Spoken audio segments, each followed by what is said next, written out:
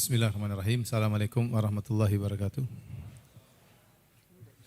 Alhamdulillah, salatu wassalamu ala rasulillah wa ala alihi wa sahbihi wa wala. Para jemaah yang dirahmati oleh Allah Subhanahu wa taala, hadirin hadirat, calon-calon jemaah haji, calon-calon tamu-tamu Allah. Kita melanjutkan kajian kita tentang manasik haji. Silakan buka halaman 5. Halaman 5. Ada beberapa poin, mudah-mudahan bisa dijelaskan semuanya, kalau tidak kita jelaskan sebagiannya. Yang pertama adalah macam-macam haji dan keutamaan tamattu'. Ini sebenarnya hanya sekedar bukan fokus kita, tapi kita jelaskan aja, tidak mengapa. Jadi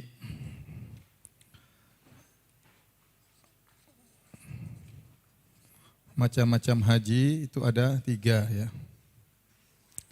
Ada namanya haji ifrat.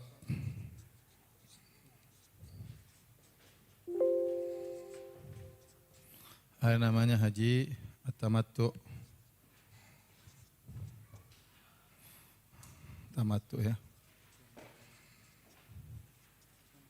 Ada namanya haji qiran.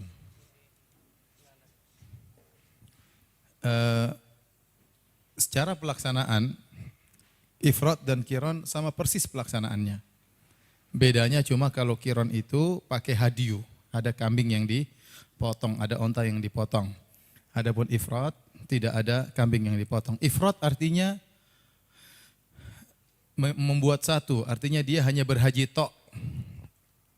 Jadi hanya hajian saja.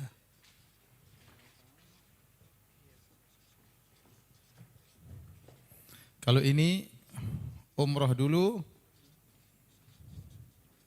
baru haji. Kalau ini satu ibadah, namun mewakili haji dan umrah sekaligus.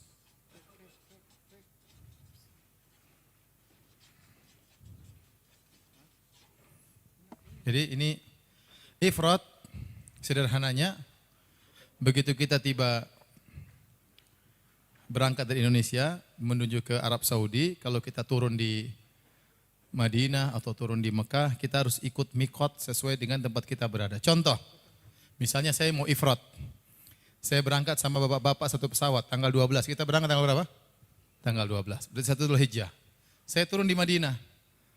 Ya, sampai di Madinah, kemudian saya menetap sampai tanggal 6. Saya berangkat, maka saya sejak di Madinah, saya langsung mengatakan labbaik Allahumma hajjan. Karena saya tidak umroh, saya langsung apa? Haji. Paham? Jadi saya sejak di Madinah, saya pakai kain ihram. Sampai di Mekah, saya pakai kain ihram. Saya tidak ngapa-ngapain, saya paling cuma tawaf kudum. Saya cuma tawaf kudum, setelah itu saya boleh sa'i haji. Jadi bedanya, kalau yang tamattu, dia umrah dulu, tawaf sa'i umrah, terus dia bertahalul. Nanti tanggal 8 dia pakai baju ihram lagi. Kalau yang ifrat tidak. Ifrat, dia sampai di Mekah, dia boleh tawaf kudum, langsung dia sa'i haji. Sa'i haji, nanti tinggal tawaf ifadah, enggak perlu sa'i haji lagi. Bingung ya? Makanya saya bilang sebenarnya enggak perlu dibahas, karena ini bukan topik kita. Ya, intinya saya ingin sampaikan, kalau haji ifrat, haji doang. Kalau qiran itu kegiatannya persis seperti haji ifrat. Tetapi dia harus bayar dam, yaitu bayar hadyu, sehingga meskipun satu amalan dia mewakili haji dan umrah. Dan itu hajinya Nabi dulu haji qiran. Nabi dulu hajinya haji qiran. Namun Nabi menyuruh para sahabat untuk haji tamattu, karena tamattu lebih afdal. Kenapa Nabi tidak haji tamattu? Karena Nabi bawa hadyu, dia bawa bawa onta dari Madinah. Dan aturannya barang siapa yang bawa onta dari Madinah, dia tidak boleh bertahallul. Padahal Nabi tiba di Mekah tanggal 4 Dzulhijjah. Maka Nabi suruh para sahabat yang tidak bawa onta bertahallul umrah. Akhirnya para sahabat umrah. Loh, Anda bagaimana Nabi? Kenapa Anda tidak bertahallul untuk umrah? Karena saya bawa onta dari Madinah, sehingga saya tidak boleh bertahallul. Sehingga Nabi akhirnya hajinya haji qiran. Maka kita katakan haji yang terbaik adalah haji apa? Tamattu. Karena itulah yang diperintahkan oleh Nabi kepada para sahabat. Sahabat disuruh untuk bertahallul, untuk umroh. Yang tadi sudah niat ifrad suruh dirubah kata Nabi. Siapa yang niat ifrad suruh rubah jadi tamattu. Siapa yang niat qiran suruh rubah jadi tamattu. Menunjukkan itu yang terbaik. Ini pendapat yang kuat bahwasanya haji yang terbaik di antara ketiganya adalah haji tamattu. Namun para ulama senantiasa menyebutkan 3 model haji ini. Kenapa? Karena 3 model haji ini boleh sampai hari kiamat. Mau yang ini boleh, yang ini boleh, yang ini boleh. Sebagian teman-teman di Madinah mahasiswa, kalau tamattu harus bayar kambing. Kalau qiran harus bayar kambing. Kalau ifrad enggak. Sebagian teman-teman di Madinah, kalau mau haji karena enggak punya duit, dia yang ini aja. Mahasiswa enggak punya duit, akhirnya hajinya yang apa? Ifrad. Karena daripada bayar kambing, mending buat beli makan. Jadi kira-kira demikian. Nah kita konsentrasinya nanti ini, haji tamattu. Ini akan kita bahas. Yaitu umroh dulu baru haji. Adapun umroh, tadi sudah kita sebutkan. Sudah jelaskan pada pertemuan yang pertama tadi, sesi yang pertama. Maka yang kedua kita akan membahas masalah tata cara haji. Gambarnya ada. Taib, kita semua sudah selesai umroh. Tadi kan sudah selesai umroh. Kita selesai umroh tanggal 6 nanti. Tanggal 6 kita selesai umroh. Maka silakan istirahat, kita akan berada di hotel transit sampai tanggal 8. Situ silakan ibadah ya. Dan kita semua musafir ya. Kita jamak qashar boleh ya. Jamak qashar boleh di situ ya. Begitu tanggal 8 pagi, maka dari hotel masing-masing, dari tempat hotel transit kita, hotel Rif, maka kita berihram kembali. Tapi ihram kita kali ini ihram haji, bukan ihram umrah. Paham? Ihram kita waktu di Madinah, waktu di Bir Ali, itu ihram untuk umrah. Makanya kita bilang labbaik Allahumma umrah. Sekarang di hotel, ihram kita untuk haji. Jadi kita mandi lagi, cukur yang perlu dicukur, potong yang perlu dipotong, cabut yang perlu dicabut, kemudian kita pakai minyak wangi bagi laki-laki di badan, pakai deodoran silakan. Setelah itu kita pakai kain ihram seperti awal tadi. Maka kita mengatakan labbaik Allahumma hajjan. Labbaik Allahumma hajjan. Yang artinya ya Allah, aku penuhi panggilanmu untuk melaksanakan ibadah haji. Aku penuhi panggilanmu untuk melaksanakan ibadah haji. Nah, kita mengucapkan hal itu tatkala di waktu duha. Di waktu duha. Begitu kita mengatakan labbaik Allahumma hajjan, itu berarti berlaku lagi perkara-perkara yang dilarang tadi. Tidak boleh pakai, bagi laki-laki tidak boleh pakai songkok, tidak boleh pakai parfum, tidak boleh pakai baju yang dijahit sesuai dengan bentuk tubuh dan yang lain-lainnya sebagaimana kita jelaskan di sesi yang pertama. Maka kita berangkat bersama-sama dari hotel menuju ke Mina. Ya, di tengah perjalanan yang terbaik kita lakukan banyak talbiyah. Kata Nabi SAW, al-hajju al-ajju was-sajju. Afdalul hajj al-ajju was-sajju. Sebaik-baik haji adalah yang paling banyak talbiyahnya dan yang paling banyak menyembelih ontanya, menyembelih kambingnya. Kita rata-rata kalau kita kita bayar hadiu itu hewan sembelihan, rata-rata bayarnya 1 ekor kambing, 1 ekor onta. Nabi dahulu 100 ekor onta. Nabi dahulu 100 ekor onta. Dia bawa untuk haji beliau. Beliau haji cuma sekali dan yang beliau sembelih adalah 100 ekor onta. 63 beliau sembelih dengan tangannya dan selanjutnya disembelih oleh Ali bin Abi Thalib radhiyallahu taala anhu. Sebaik-baik haji yang paling banyak talbiyah dan yang paling banyak menyembelih. Oleh karenanya perjalanan kita dari hotel menuju ke Mina, zikir yang terbaik adalah talbiyah. Labbaik Allahumma labbaik, labbaik la syarika laka labbaik, innal hamda wan ni'mata laka wal mulk la syarika lak. Sambil kita hayati maknanya. Labbaik Allahumma labbaik artinya Allah aku penuhi panggilanmu ya Allah. Labbaik la syarika laka labbaik, ya Allah tidak ada syarikat bagimu. Sungguhnya segala pujian, sungguhnya alam semesta ini segala kerajaan adalah milikmu. Ya la syarika lak. Dan sungguhnya kenikmatan yang aku rasakan adalah semata-mata dari engkau, tidak ada syarikat bagimu. Kita ulang-ulang ya sampai kita di Mina. Kita di Mina mungkin di waktu zuhur atau sebelum zuhur. Ya. Maka di Mina kegiatan yang kita lakukan adalah mabit di Mina, salat pada waktunya di qashar tidak dijamak. Di Mina di qashar tidak dijamak. Kenapa? Karena Nabi SAW dahulu demikian. Beliau mengqasar dan tidak menjamak. Jadi duhur, azan, kemudian qomat, kita sholat 2 rakaat. Setelah itu tidak ada kegiatan, mungkin pengajian. Pengajian, kemudian makan siang. Ya. Istirahat. Nanti asar, azan lagi, baru qomat, sholat 2 rakaat. Ya. Nanti kita istirahat, kemudian maghrib, azan lagi, qomat, sholat 3 rakaat. Isya, azan lagi, qomat, sholat 2 rakaat. Kemudian subuh, azan lagi, qomat lagi, sholat subuh 2 rakaat. Nah, waktu kita di sana tidak ada namanya sholat rawatib kecuali 2 rakaat sebelum subuh. Kecuali 2 rakaat sebelum subuh. Tidak ada sholat qobliyah dan tidak ada sholat ba'diyah. Kenapa? Karena kita sedang mengqasar sholat. Tidak ada qobliyah dan tidak ada ba'diyah kecuali qobliyah apa? Subuh. Kecuali qobliyah subuh karena Nabi SAW tidak pernah meninggalkannya baik fi safar wala fil hadar. Tatkala safar maupun tidak safar, beliau tidak pernah meninggalkan 2 rakaat sebelum subuh. Ustaz, bagaimana sholat malam? Sholat malam boleh. Ustaz, bagaimana sholat duha? Sholat duha boleh. Yang tidak dilakukan adalah sholat apa? Rawatib. Kegiatan kita paling berzikir, bertalbiyah, pengajian, membaca Quran silakan, dan kita tidur di situ. Namanya mabit di Mina pada tanggal 8. Disebut dengan hari tarwiyah. Kenapa? Tarwiyah itu artinya menyediakan air untuk minum. Kenapa? Karena di Mina tidak ada sumber air. Di Mina tidak ada sumber air sehingga para jamaah haji dahulu mereka berbondong-bondong memikul air untuk dibawa ke Mina. Sebagian mereka menyediakan untuk jamaah haji yang lain sehingga dikenal hari tersebut dengan hari tarwiyah, yaitu hari menghilangkan dahaga.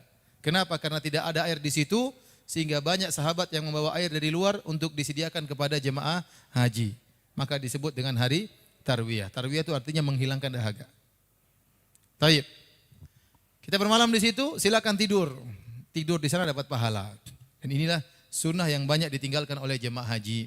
Ini kita bilang mudah-mudahan mereka juga dapat pahala, tapi kita diberi kesempatan untuk bisa bertarwiyah, maka itu yang terbaik. Ada yang kebanyakan orang tanggal 8 langsung ke Padang Arafah. Ya, itu tidak sesuai dengan sunnah, tapi tidak mengapa juga. Cuma lebih afdal kalau kita tanggal 8 di Mina. Ya. Mabit di sana, kita tidur di sana, ngorok di sana pun dapat pahala. Ya. Karena memang mabit di sana berpahala. Taib, setelah sholat subuh, siap-siap kita berangkat menuju Padang Arafah. Sama, kita pun bertalbiyah, naik bis bareng-bareng berangkat dari Mina menuju Arafah sambil bertalbiyah, labbaik Allahumma labbaik labbaik la syarika laka labbaik. Dan ini adalah inti daripada ibadah haji, yaitu tanggal 9 Dzulhijjah. Inti daripada kegiatan kita seluruhnya adalah wukuf di Padang Arafah. Makanya dikatakan ar-ruknur rakin, yaitu rukun yang paling penting dari haji adalah wukuf di Padang Arafah. Nah, kemungkinan mudah-mudahan kita sampai di sana jam 9 atau jam 8 sudah sampai. Jam 8 sudah sampai. Kalau sudah sampai di Padang Arafah, maka saya sangat menganjurkan untuk istirahat karena wukuf belum dimulai. Wukuf dimulai nanti setelah zuhur. Maka di pagi hari usahakan untuk tidur, untuk istirahat. Jangan ngobrol karena nanti kalau kita ngobrol di pagi hari, siangnya kita ngantuk. Sehingga waktu untuk berdoa kita tidur. Itu yang kita tidak kita harapkan. Terkadang saja kita sudah tidur pagi hari, siang masih ngantuk. Kenapa? Saking panasnya hari tersebut. Keringat, kemudian panas sehingga tumbang. Banyak orang yang tumbang tatkala di siang hari. Padahal itulah waktu untuk berdoa. Setiap detik-detik pada hari Arafah tersebut sangat berharga. Ya. Maka kalau pagi hari berusaha untuk istirahat, ya, siapkan fisik, kemudian kalau bisa ada pembagian makanan sebelum duhur, makan dulu sebelum duhur, sehingga tatkala habis duhur benar-benar kita fokus untuk beribadah kepada Allah Subhanahu wa Ta'ala. Ya. Tatkala tiba waktu zuhur, maka salat, ya, 2 rakaat, qomat, azan 2 rakaat, azan qomat, salat duhur 2 rakaat, kemudian qomat lagi, asar 2 rakaat, di jamak qasar. Jadi kita selama haji ada jamak qasar 2 kali, di Arafah sama di Muzdalifah. Nanti di Padang Arafah juga kita akan mendengarkan khutbah Arafah atau mendengarkan nasihat di Padang Arafah yang menggugah kita untuk bisa semangat berdoa kepada Allah Subhanahu wa Ta'ala. Yang jelas kata Nabi SAW, ya, al-hajju Arafah. Haji itu intinya adalah wukuf di Padang Arafah. Kata Nabi SAW, khairu doa, doa yaumi Arafah. Sebaik-baik doa adalah doa di padang Arafah. Itu hari-hari yang sangat indah. Hari-hari yang setiap detik sangat bernilai. Minta apa saja kepada Allah Subhanahu wa taala. Nabi mengangkat kedua tangannya di atas onta beliau, di bawah terik matahari, beliau berdoa sampai terbenam matahari. Kuat Nabi SAW berdoa berjam-jam. Padahal beliau sudah dijamin masuk surga. Ya, tentu keperluan kita lebih banyak daripada Nabi SAW. Sesungguhnya kebutuhan kita di sisi Allah di akhirat lebih banyak daripada Nabi SAW. Nabi jelas sudah masuk surga. Kalau Allah sudah berikan kita keperluan dunia, sungguhnya kita yang sangat lebih kita perlukan adalah di akhirat. Ya, maka jangan dunia yang kita miliki membuat akhirnya kita lupa untuk banyak berdoa. Kalau Anda sudah diberikan dunia oleh Allah, banyaklah minta akhirat tatkala di padang Arafah. Ya. Jadi berdoa intinya kegiatannya adalah berdoa. Berdoa dan berdoa diselangi dengan zikir la ilaha illallah wahdahu la syarikalah lahul mulku wa lahul hamdu wa huwa ala kulli syai'in qadir. Itu adalah zikir yang terbaik yang diucapkan tatkala di padang Arafah. Nanti teknisnya mungkin seperti Ustaz Nizar pernah sampaikan kepada saya, nanti mungkin jamaah dibagi-bagi berdoa masing-masing, suami istri silakan berdoa. Ya. Biasanya kalau travel tuh laki-laki sendiri, perempuan sendiri. Ya. Tapi kalau rencananya tadi saya dengar Ustaz Nizar, rencananya suami istri disuruh masing-masing mojok sana, mojok sini, masing-masing berdoa, ya, saling mengingatkan untuk mendoakan orang tua, mendoakan anak-anak, ya, mendoakan keluarga. Mungkin itu lebih berkesan. Wallahu a'lam bishawab, ya. Jadi berdoa terus sampai kapan? Sampai maghrib. Ustaz kalau ngantuk bagaimana? Minum kopi. Saya masih ingat saya pernah hajian di satu tahun ada ikhwan yang bawa semprotan, ada yang ngantuk disemprot sama dia. Biar enggak ngantuk. Disiapin semprotan, ya. Kopi aman, jangan khawatir. Jadi yang penting jangan tidur. Anda udah bayar ratusan juta cuma buat tidur di padang Arafah, ngapain? Mending tidur di hotel. Jadi jangan sampai, kalau tidur enggak apa-apa, bukan dilarang tidur. Silakan tidur tapi 1 jam, jangan lama-lama. Mungkin sudah sangat ngantuk, enggak kuat tidur enggak apa-apa. Tapi jangan lama-lama. Jangan bablas sampai 4 jam tidur terus doanya cuma sebentar. Rabbana atina fid dunya hasanah. Jadi banyak doa, ya. Banyak doa, ya. Angkat tangan. Kalau bosan cari suasana, berdiri keluar tenda, berdoa di luar. Pokoknya cari suasana. Ya. Ke ujung sana, ke ujung kiri, pokoknya apa saja, diulang-ulang. Kalau tidak bisa berdoa dengan bahasa Arab, bahasa Indonesia, tidak bisa bahasa Indonesia, bahasa Bugis, tidak bisa bahasa Bugis, bahasa Jawa, tidak bisa bahasa Jawa, bahasa Arab, enggak apa-apa. Pokoknya minta kepada Allah Subhanahu wa taala, minta apa saja. Karena itu adalah doa yang terbaik.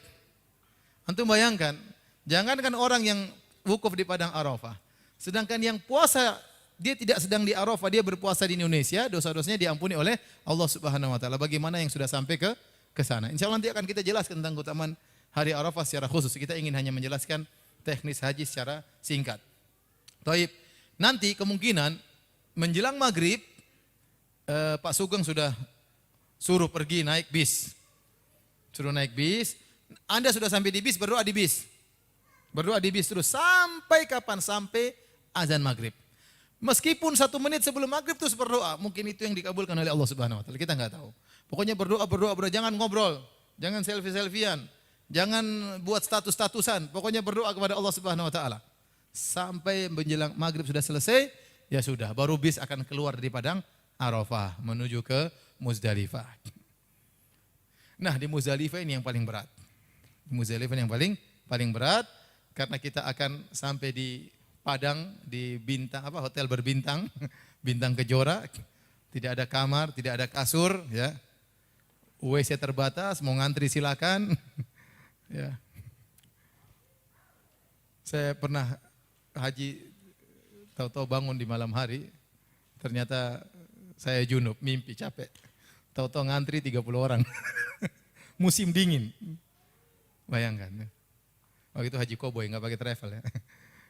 Jadi maksud saya itulah hari yang paling berat di Muzdalifah. Semoga Allah memberikan kita kemudahan dapat tempat yang jauh dari bis-bis. Kenapa? Kalau kita sudah tempat tidurnya dekat bis-bis terganggu dengan asap kendaraan.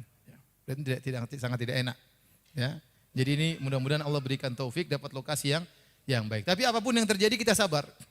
Apapun yang terjadi kita sabar. Dan disinilah banyak travel-travel yang akhirnya meninggalkan Mina ya setelah lewat tengah malam ya. Kita ingin melakukan yang terbaik. Mungkin mereka punya uzur, mereka punya alasan, tapi kita ingin yang terbaik. Kita berusaha menjalankan sesuai dengan sunnah Nabi Shallallahu Alaihi Wasallam. Jadi begitu sampai di Muzdalifah, yang pertama kita kerjakan sholat maghrib isya jamak qashar. Jadi azan, qomat, sholat maghrib 3 rakaat, qomat lagi sholat asar 2 rakaat. Setelah kita sholat maghrib isya jamak qashar, silakan kalau mau cari kerikil silakan. Karena kerikil banyak di Muzdalifah. Tapi bukan syarat harus di Muzdalifah. Nabi pun ngambil kerikil bukan di Muzdalifah. Tapi Nabi ngambilnya di perjalanan dari Muzdalifah menuju Mina. Tetapi karena kerikil banyak di Muzdalifah, saya anjurkan mending mengambil kerikil di mana di Muzdalifah. Kalau kerikilnya sudah diambil, ya sudah masukkan ke dalam botol. Kalau munatur lebih bagus lagi, munatur sudah siapkan buat jamaah, nggak usah jamaah yang nyari. Jadi jamaah datang, kemudian sudah tinggal istirahat, ya. Mungkin makan malam. Biasanya bagaimana Ustaz? Nyari sendiri apa disediakan? Jadi nyari sendiri? Nyari sendiri ya, lebih keren ya. Nyari sendiri aja lah.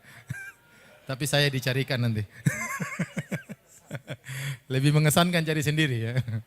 Biar tahu ukurannya seberapa, biar nyari-nyari lah. Jadi kalau sudah dapat kerikil, enggak usah dimandiin, enggak usah dijampi-jampiin, enggak usah. Udah masukin botol untuk besok. Paling tidak kerikil itu dibutuhkan kalau nafar tsani berarti 7 tambah 21 kali 3. 21 kali 3 berapa? 63 tambah 7, 70. Yang mengambil nafar tsani paling tidak kerikilnya 70. Kalau yang mengambil nafar awal berarti tinggal 70 kurang 21 ya. Berapa itu? 42 tambah 7, 49. Jadi ya ambil 100 biji enggak apa-apa, cukup, siapa tahu setannya belum mati dilempar lagi. Baik, jadi kita ambil kerikil, ya sudah. Setelah itu apa kegiatan kita di Muzdalifah? Kegiatannya sunnahnya tidur. Bukan baca Quran, bukan sholat malam, sunnahnya tidur. Dan itu yang dikerjakan oleh Nabi SAW. Nabi datang, Nabi tidur. Ustadz saya nggak bisa tidur, ya sudah kalau nggak bisa tidur silakan baca Quran, silakan sholat malam. Tapi sunnahnya tidur. Karena besok kita akan melakukan kegiatan yang lebih berat lagi. Ya. Jadi tawaf, kemudian lempar jamarat, ini capek. Ya. Oleh karenanya kalau bisa tidur itu yang terbaik. Sebagian orang mudah sekali tidur, meskipun di atas batu dia pun apa? Tidur. Sebagian orang meskipun di kasur, kalau di hotel berbintang 1000 bintang tidak bisa tidur. Ya. Ya. Ya mudah-mudahan kita dapat lokasi yang baik ya. Tapi kalau kita haji koboi itu, aduh kita lagi tidur loncatin orang. Saya masih ingat saya pernah tidur ya. Jadi saya bawa saya tidur musim dingin. Waktu itu banyak jemaah haji yang meninggal dunia saking dinginnya. Saya lupa tahun 2002 atau 2003. Saking dinginnya saya lagi tidur, tahu-tahu ada orang Cina sudah tua datang. Tahu-tahu saya merasa selimut saya ditarik. Tarik sama dia, ditarik terus dipakai. Saya bangun, dia pakai selimut saya. Mau saya ambil saya nggak tega. Akhirnya saya kedinginan, 2 jam dia kembalikan. Dia ngomong bahasa Cina mungkin syukron mungkin ya, terus dia pergi. Tapi maksudnya apa namanya ya tidur di bawah bintang-bintang seperti itu ya. Mudah-mudahan kita bisa tidur. Baik, kita sampai subuh. Setelah subuh kita azan. Kemudian sholat 2 rakaat sebelum subuh, kalau enggak mungkin buru-buru langsung sholat subuh enggak ada masalah. Karena kondisi tidak memungkinkan. Kemudian kita sholat subuh, setelah sholat subuh tidak langsung pergi. Sunnahnya di situ berdoa lagi, berzikir. Fadhkurullaha indal masy'aril haram. Wa idza afattum min arafatin fadhkurullaha indal masy'aril haram. Kata Allah, jika kalian telah beranjak meninggalkan padang Arafah, maka berzikirlah kepada Allah tatkala di Muzdalifah. Dan itu waktunya ba'da subuh. Kita berdoa sampai matahari kemerah-merahan. Setelah itu baru kita berjalan melanjutkan perjalanan kita. Kemungkinan besar munatur akan langsung tawaf ifadah. Langsung ke Mekah. Ke Mekah, tawaf ifadah. Kemudian sa'i haji. Kita sekalian tawaf dan sekaligus apa? Sa'i. Jadi tawaf sekaligus sa'i haji. Setelah itu cukur rambut. Kalau kita sudah tawaf dan sa'i, dan sudah cukur rambut, berarti kita sudah tahallul awal. Cukurnya di mana? Di hotel. Cukurnya nanti di hotel. Cukurnya di hotel. Yang paling bagus adalah yang gundul, ya. Karena yang gundul didoakan oleh Nabi 3 kali. Ya. Kata Nabi SAW, Allahumma arham al-muhalliqin. Ya Allah, rahmatilah yang gundul. Kemudian Nabi yang cukur pendek mengatakan, yang cukur pendek ya Rasulullah. Rasulullah SAW ulangi lagi. Ya Allah, rahmatilah yang gundul. Yang cukur pendek tanya lagi, ya Rasulullah, yang cukur gundul kok enggak didoain? Kata Nabi, ya Allah, rahmatilah yang gundul dan yang pendek.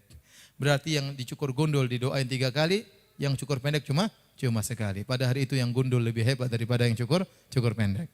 Tapi tidak ada keharusan. Mau gundul silakan, mau cukur pendek silakan. Ya. Nah, kalau sudah gundul, sudah cukur pendek, kita sudah boleh pakai baju biasa. Kita sudah boleh pakai baju biasa, sudah boleh pakai parfum, sudah boleh potong kuku, namun belum boleh bermesraan sama istri.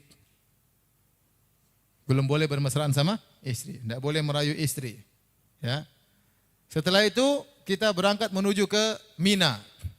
Sampai di Mina maka kita lempar Jamratul Aqabah, 1 jamrah saja. Jamratul Aqabah kita lempar, setelah kita lempar maka sudah tahallul tsani. Maka sudah boleh menggauli istri. Saya ulangi, tatkala kita belum melempar Jamratul Aqabah kita belum boleh menggauli istri meskipun sudah pakai baju biasa, ya. Setelah kita melempar Jamratul Aqabah maka selesai sudah tahallul tsani. Setelah itu kita mabit di Mina malam 11, malam 12. Dan malam 13. Bagi yang ngambil nafar awal, maka pada tanggal 12 dia harus keluar dari Mina sebelum terbenam matahari. Jadi dia siap-siap. Sudah siap-siap menuju lempar jamrat. Begitu matahari menyingsing masuk waktu zawal, masuk waktu zuhur, maka dia lempar. Kita mulai tanggal 11. Jadi kita mabit pertama malam 11. Tanggal 11 kita lempar jamrat 1, 2, 3 ya. Jamratul Sugra, Wusta dan Kubra. Cara lemparnya bagaimana? Kita lempar tidak boleh melempar kecuali setelah azan zuhur. Boleh setelah asar boleh setelah maghrib boleh setelah isya boleh. Alhamdulillah waktunya panjang, yang penting sebelum azan subuh. Ya, nanti dari hotel bersih-bersih baru melempar ya. Jadi dari tawaf itu ke hotel dulu, bersih-bersih ganti baju, baru tadi ke mana? Ke Mina. Baik. Jadi tanggal 11 caranya kita lempar 7 kerikil, kita pergi ke yang awal, bilang Allahu Akbar. Allahu Akbar. Enggak boleh ngeletakkan, enggak boleh, harus dilempar. Harus dilempar ya. Harus dilempar. Kemudian yang penting kerikilnya masuk di sumur. Meskipun tidak mengenai apa? Tiang itu. Ya, biasanya tiang itu hanya sekedar sebagai untuk membantu. Jadi kita lempar intinya masuk dalam apa? Ke dalam sumur tersebut. Bahkan kata para ulama, kalau lemparnya saking keras, kena tiang mantul ke belakang, balik lagi enggak sah. Pokoknya harus masuk dalam apa? Dalam lubang tersebut. Sekian banyak kerikil yang kita lempar, tapi kita bisa lihat kerikil kita. Insya Allah kita bisa fokus. Allahu Akbar, kita tahu kemana, masuk atau tidak. Allahu Akbar, Allahu Akbar, sampai 7 kali. Setelah kita melempar 7 kali, kita maju, kita minggir berdoa. Dan itu doa yang mustajab. Dan ini banyak tidak dilakukan oleh jemaah haji Indonesia. Jemaah Indonesia mengakhirkan doanya terakhir. Dan itu salah. Jadi setelah lempar yang pertama kita minggir berdoa kepada Allah. Nanti banyak kita lihat orang Arab pada berdoa. Menghadap Ka'bah kemudian kita berdoa dengan doa yang lama. Nanti sampai datang askar suruh pergi. Ayo cepat. Sampai diusir baru kita pergi. Kemudian kita maju lagi, kita lempar 7 lagi. Allahu Akbar, Allahu Akbar, Allahu Akbar sampai 7 kali. Ya, kalau kita lupa, ya kita tambah lagi 1. Ustaz, kalau yang tua bagaimana? Boleh kita lemparkan.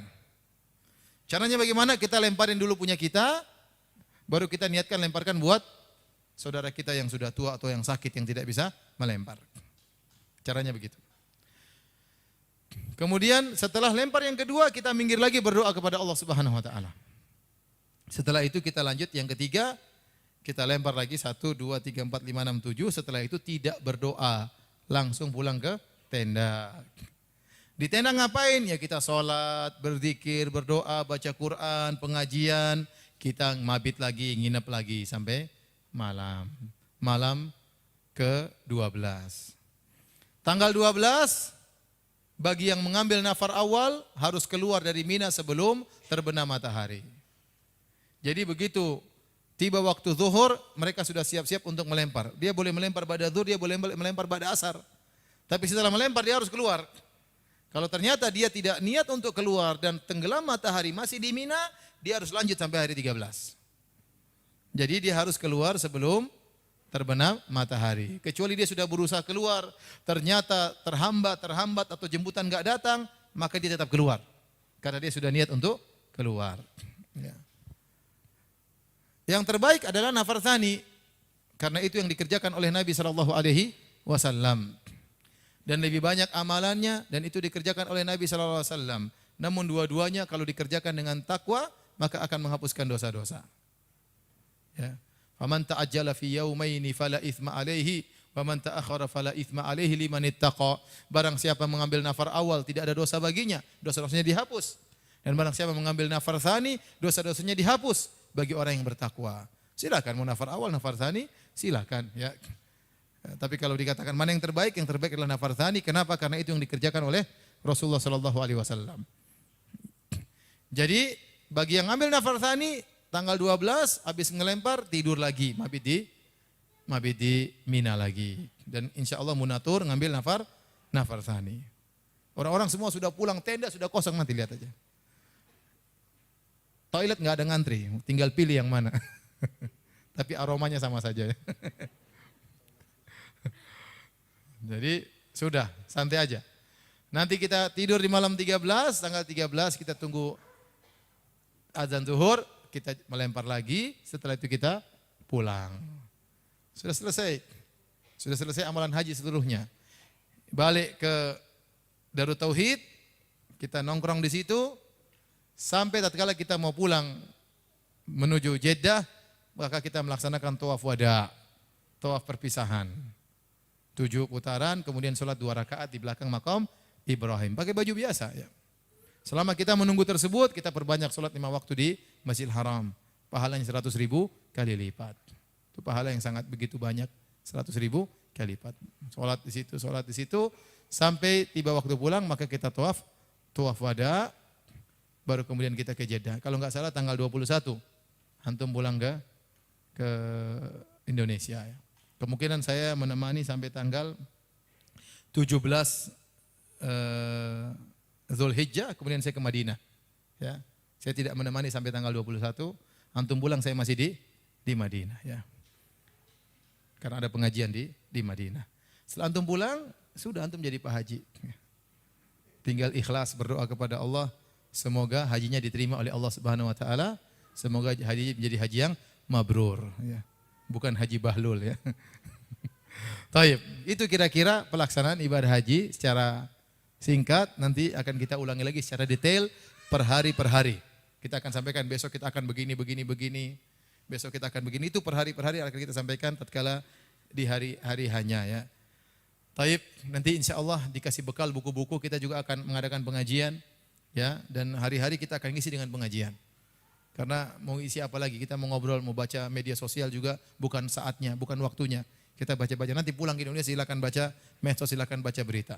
Sekarang fokus ibadah, pengajian, zikir, baca Quran, mumpung di tanah suci. Taib, demikian saja kira-kira. Kalau ada yang bertanya saya persilahkan. Oh ya, adapun urutan yang dikerjakan oleh Nabi pada tanggal 10, yang dikerjakan oleh Nabi, pada tanggal 10 Nabi lempar dulu jamrah. Jadi setelah Nabi lempar jamrah, Nabi nyembelih ontanya. Setelah Nabi menyembelih ontanya, Nabi cukur gundul. Waktu itu Nabi cukur bagian ke kanan, kemudian Nabi suruh bagi-bagikan karena tubuh Nabi berkah. Kemudian Nabi cukur lagi sebelah kiri, Nabi suruh bagi-bagikan rambutnya kepada para sahabat. Karena tubuh Nabi berkah. Setelah mencukur, baru kemudian Rasulullah pergi ke Mekah untuk tawaf haji. Jadi urutannya Nabi apa dulu tadi? Lempar dulu. Setelah itu nyembelih onta. Setelah itu gundul. Baru setelah itu apa? Tawaf. Sa'i, Nabi sudah sa'i di luar. Karena Nabi umrohnya qiron. Kita kalau kita sa'i karena kita tamattu ya. Jadi itu yang dikerjakan oleh Nabi urutannya demikian. Ustaz, apakah boleh berbolak-balik? Jawabannya boleh. Dalilnya dari hadis Abdullah bin Amr bin As. Datang seorang kepada Nabi berkata, "Ya Rasulullah, inni kada qabla kada." Ya Rasulullah, saya begini sebelum begini. Kata Rasulullah SAW, "If'al wala haraj." Lakukan, tidak mengapa. Ya Rasulullah, saya lempar sudah sore, sudah malam. Kata Rasulullah, "If'al wala haraj." Lakukan, tidak mengapa. Ya Rasulullah, saya begini sebelum begini. Kata Rasulullah, "If'al wala haraj." Lakukan, tidak mengapa. Sampai kata Abdullah bin Amr bin As, "Fama su'ila an syai'in yauma idzin quddim wala ukhir illa qala if'al wala haraj." Dan tidak seorang pun datang kepada Nabi untuk bertanya, "Ya Rasulullah, pada hari tersebut dia memajukan, dia dimundurkan," kecuali Nabi mengatakan, "Silakan lakukan dan tidak mengapa." Sehingga para ulama mengambil dari hadis ini, kegiatan yang dilakukan pada tanggal 10 Zulhijjah itu bolak-balik enggak ada masalah. Mau ini dulu, mau anu dulu, mau ani dulu. Mereka hanya khilaf, bolehkah sa'i sebelum tawaf? Yang lebih hati-hati jangan. Selalu sa'i setelah apa? Tawaf. Tapi tawaf dulu sebelum lempar enggak ada masalah. Cukur dulu sebelum tawaf boleh sebenarnya, cuma enggak ada yang berani. Sebenarnya enggak apa-apa, cukur dulu baru tawaf belakangan, tapi bolak-balik enggak ada masalah. Yang biasa dilakukan jamaah haji cuma dua model. Ke Mina dulu, lempar jamrat, cukur, baru kemudian tawaf belakangan, atau tawaf dulu cukur, baru ke Mina belakangan untuk lempar. Dan dua-duanya diperbolehkan. Enggak ada masalah. Dan munatur kemungkinan besar memilih tawaf dulu, baru sa'i, baru mencukur, baru melempar. Ada khilaf di kalangan para ulama tentang pahala 100.000 kali lipat. Apakah itu berlaku cuma di Masjidil Haram ataukah berlaku di seluruh tempat di tanah haram? Jumhur ulama muasirin mengatakan, ulama kontemporer mengatakan 100.000 kali lipat tersebut berlaku untuk seluruh tanah haram. Bukan cuma di Masjidil Haram. Setelah mereka sepakat bahwasanya salat yang terbaik di Masjidil Haram. Kenapa? Karena semakin banyak jamaahnya, maka salat semakin afdal.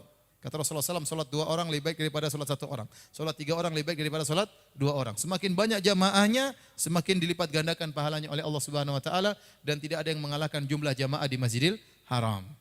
Tetapi pendapat Syekh bin Baz dan yang lainnya, kita pun salat di masjid masih di tanah haram tetap dapat 100.000 kali lipat.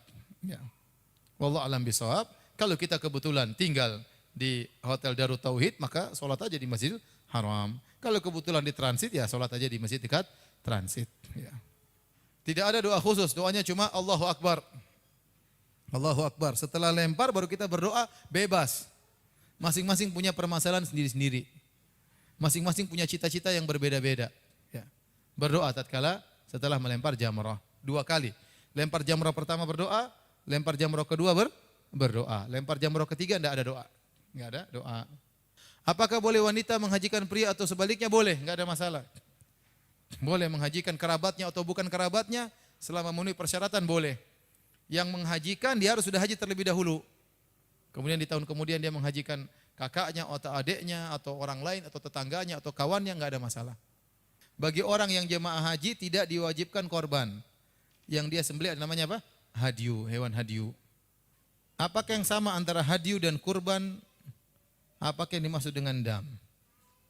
Jadi hadyu, kurban dan dam semuanya disebut dengan dam. Semua dam itu artinya darah yang dialirkan untuk Allah Subhanahu wa taala. Bisa berupa korban, bisa berupa hadyu, bisa berupa pelanggaran, ya, bisa berupa pelanggaran. Bagi orang yang meninggalkan kewajiban, dia harus bayar dam. Adapun haji tamattu itu bukan bayar dam sebenarnya, bayar hadyu.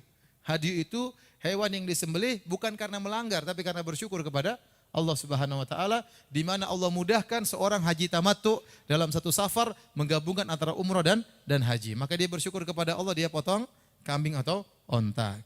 Tapi ada pelanggaran, contohnya seorang sakit, dia harus, misalnya laki-laki sakit, dia harus memakai, misalnya mohon maaf, harus pakai celana.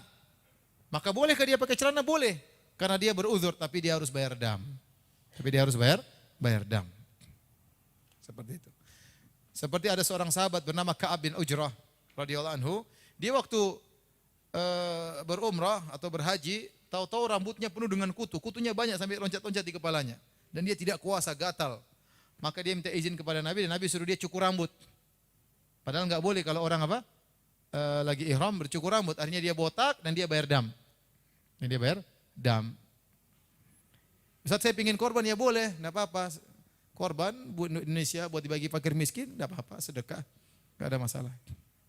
Tapi bagi kita yang disyariatkan adalah hadiu. Makanya Nabi SAW waktu hajian beliau tidak berkorban, beliau sedang hadiu yang beliau potong, hewan yang dibawa untuk diserahkan tatkala jamaah haji.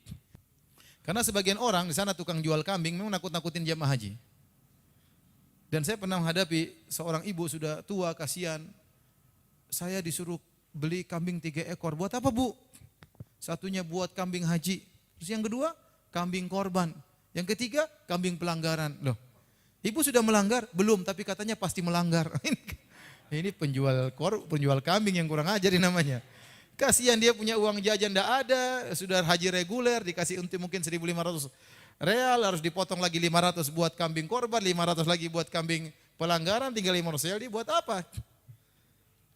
Ini kurang ajar memang para penjual kambing, dan itu memang mafia banyak di Saudi, banyak. Dan mengaku-ngaku jadi mahasiswa Universitas Islam Madinah lah, nanti jalan berdua orang, satunya seakan-akan nunduk, seakan kiai besar, ternyata sedang sandiwara lah, banyak. Terkadang yang jadi masalah dia datang langsung ke tanah air, dia langsung ngelobi kepala kloter, kadang-kadang begitu.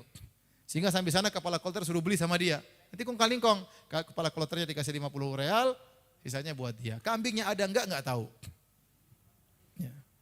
Itu banyak kejadian. Saya pernah langsung hadapi masalah seperti itu. Ada orang datang kepada saya, kata dia setelah ngobrol dia bilang, Ustaz saya ketipu Ustaz.